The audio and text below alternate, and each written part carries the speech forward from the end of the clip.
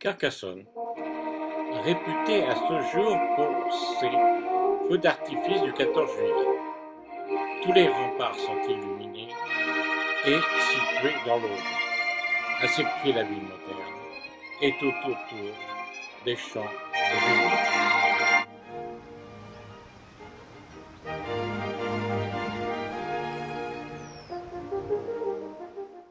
La ville de Carcassonne compte plus de 2000 ans d'histoire et est flanquée de 26 tours, propriété de Trencavel jusqu'en 1209.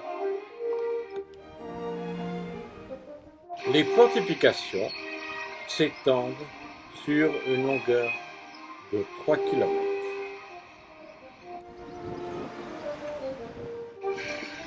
Ses origines sur ce piton rocheux remonteraient au VIe siècle avant Jésus-Christ. Ces remparts sont construits sur d'anciennes murailles de l'Antiquité.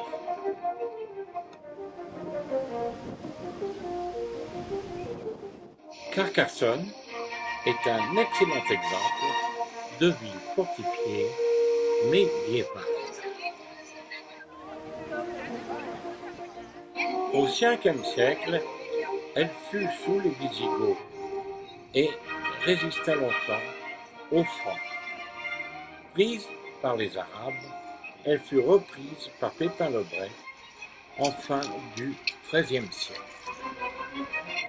Une légende raconte que l'empereur Charlemagne faisait le siège de Carcassonne, sur laquelle règne le roi sarrasin Balak.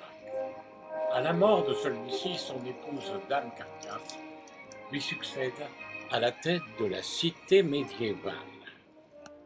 Tout est perdu. Il ne reste plus dans la ville qu'un tout petit cochon et une mesure de blé pour nourrir la population. Dame Carcasse gave alors ce petit cochon avec le reste de blé et le jette du haut du rempart. Le cochon, en touchant le sol éclat de son ventre déchiré, s'échappe un flot de bon gras. Devant ce spectacle, Charlemagne fait aussitôt lever le siège, devenu inutile. Il avait pensé que la ville avait tellement de blé qu'on en nourrissait les pourceaux. Avant que la grande armée ne disparaisse, Dame Carcasse fit sonner les cloches de la ville à toute volée pour annoncer la bonne nouvelle aux alentours. C'est alors que l'un des vassaux aurait dit à Charlemagne: « Sire, Carcasse sonne. »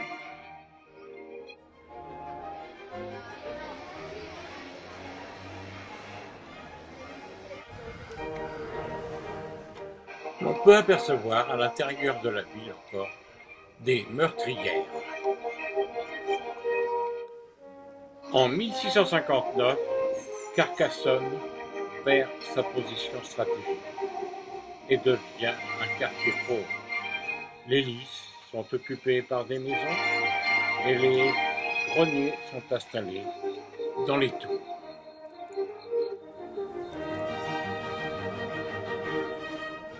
La cathédrale Saint-Nazaire est d'origine du XIe siècle, romane, consacrée par Urbain II en 1096. Précédemment, c'était une cathédrale carolingienne et aujourd'hui, elle est agrandie dans un style gothique. Eh bien, pénétrons à l'intérieur de la cathédrale.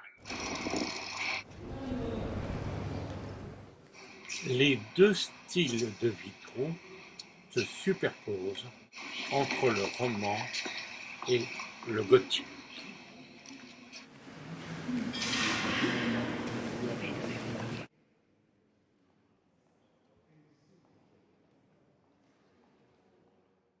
De nombreux vitraux du XIIIe et du XIVe siècle.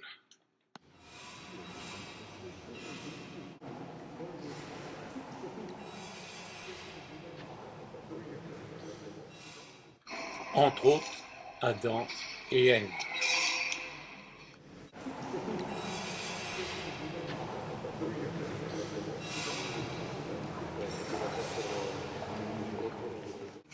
la tête de Jésus sur un linceul.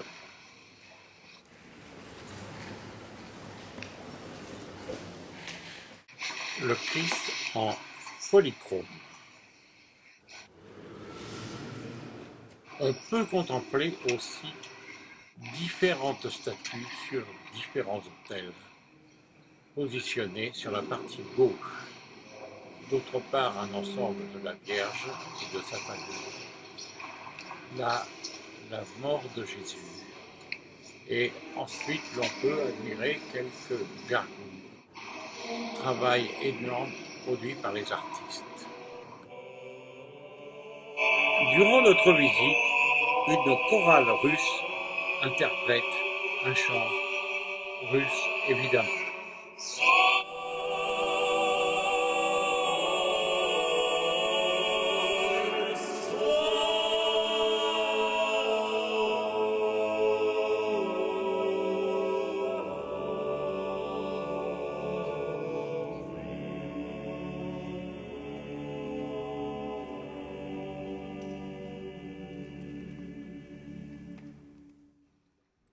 Sortis, nous sommes devant le château comtal qui autrefois était occupé par le seigneur des lieux.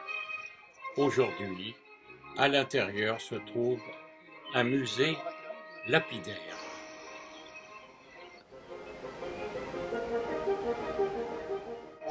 Aujourd'hui, Carcassonne est visité par près de 4 millions de visiteurs par an.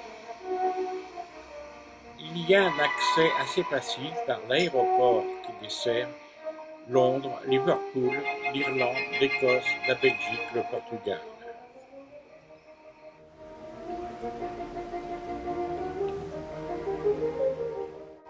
La ville, un moment abandonnée, fut restaurée par Viollet-le-Duc au XIXe siècle. Aujourd'hui, depuis 1997, est inscrit au patrimoine de l'UNESCO.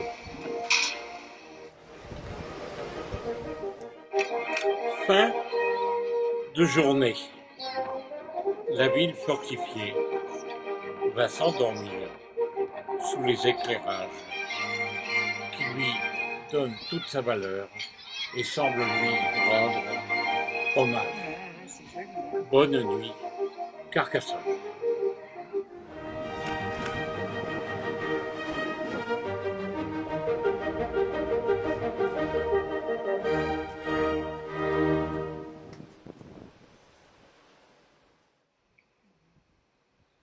Bonne nuit et surtout, n'oubliez pas d'aller rendre une visite à Carcassonne.